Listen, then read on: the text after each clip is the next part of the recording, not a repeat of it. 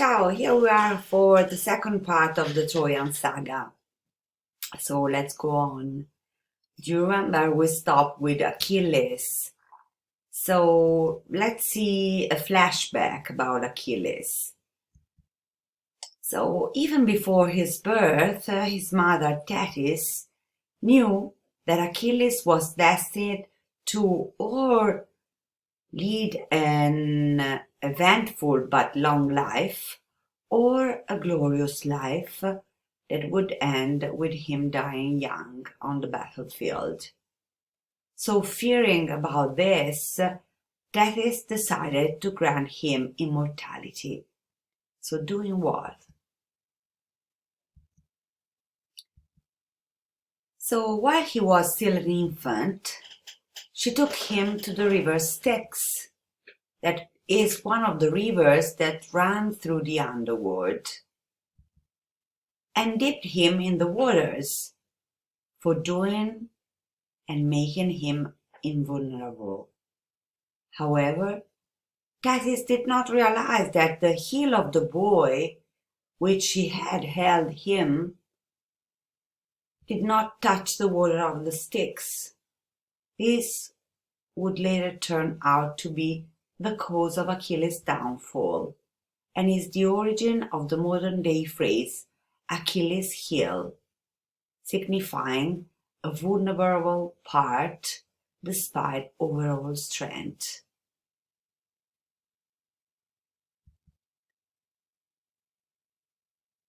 This is Paris.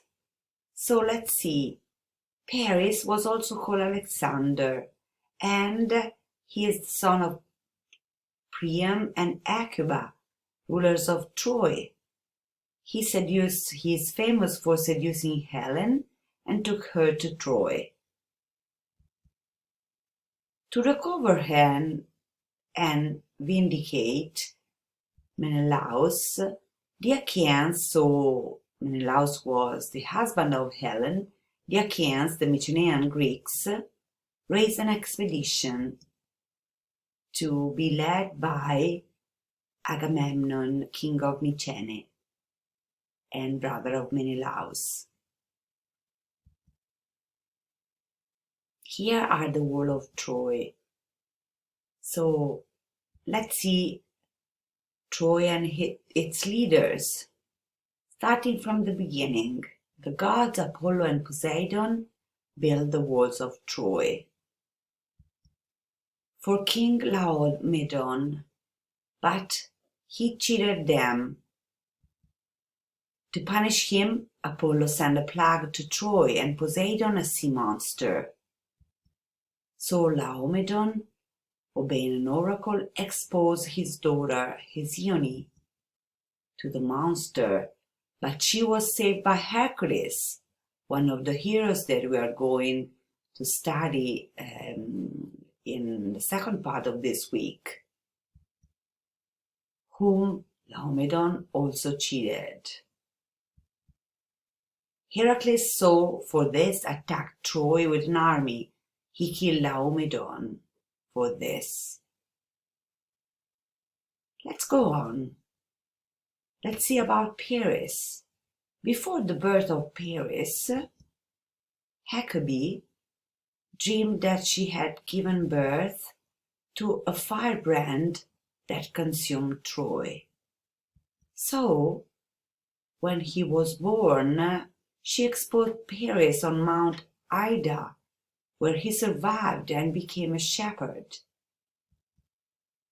Paris then returned to Troy and was recognized by Priam as his son. In the Trojan War, he was saved by Aphrodite from death in single combat with Menelaus, the husband of Helen. And then afterwards he killed Achilles by shooting him in the heel with an arrow.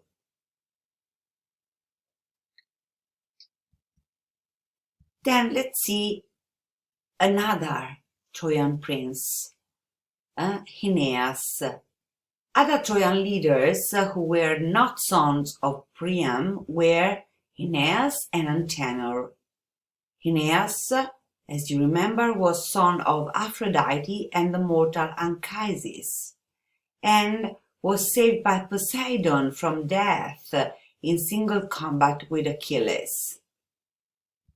Then he survived the war and led a band of survivors to Italy, carrying with him his father Anchises and his son Ascanius.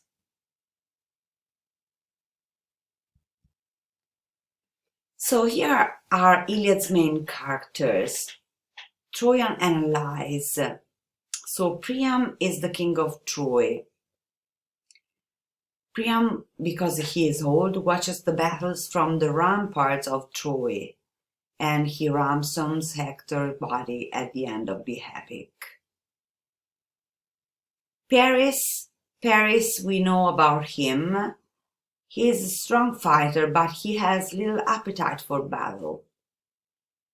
And then Helen, later, is racked by remorse for havoc she has caused. At times she is full of disdain for her new husband Paris. Hector, the prince of Troy, is the greatest of Trojan warriors. When he slays Patroclus, the companion of Achilles, he brings Achilles back into battle. Hector, in turn, is killed by Achilles. Aeneas, as you know, is destined to be the ruler of the Trojans who survived the war and arrived in Italy, founding Rome, the dynasty from which eventually Rome was founded.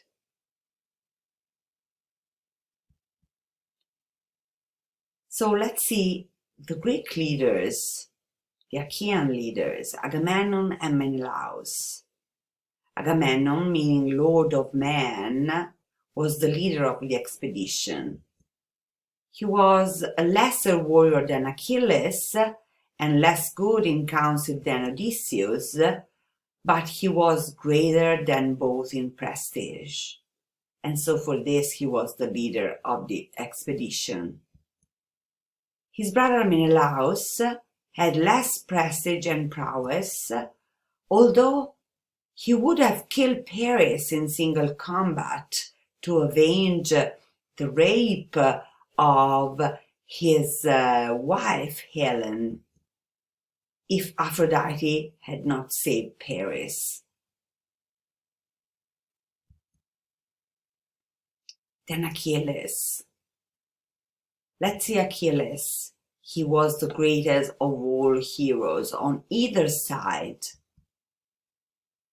He was son of Peleus and Thetis and the leader of the group of the Myrmidons.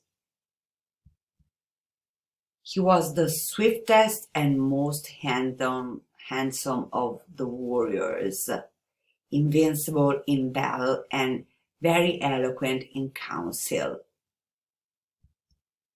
But his passionate nature caused him the withdrawal, which did great harm to the Achaeans when he retreated from war. And when he returned, he turned the tide of the war in Greeks' favor. Everything in the Iliad is based on Achilles' wrath. So he is the center of the Iliad. Then let's see Odysseus. Odysseus, as you know, is king of Ithaca and is a very great counselor and orator. The Romans will call him Ulysses. He was son of Laertes, king of Ithaca. When the expedition was being gathered, he tried to avoid to go in the expedition by pretending to be mad. But he then was discovered and so called for the expedition. During the Iliad, he rallied the Achaeans in Book 2 to stay and finish the war. He was a good counselor, do you remember? He led then the embassy to Achilles to convince him to come back to war. And then he undertook the night expedition with Diomedes to take the Palladium from the Trojans, so the greatest symbol, the little statuette of Athena. And then he invented the trick of the horse that would bring to the end the 10-year siege of the War of Troy. Important as he is in council and in fighting, his major legends, in fact, concern the fall of Troy with the trick of the horse and his return home with the other epic poem of Homer called the Odyssey. Then, so here we see Iliad's main characters with Greeks and allies. So Achilles,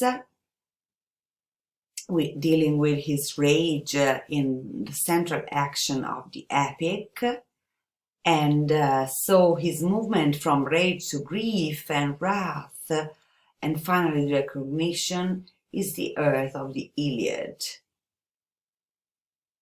Then we have Agamemnon, king of Mycenae, son of Atreus, brother of Menelaus, and commander-in-chief of the Achaean forces.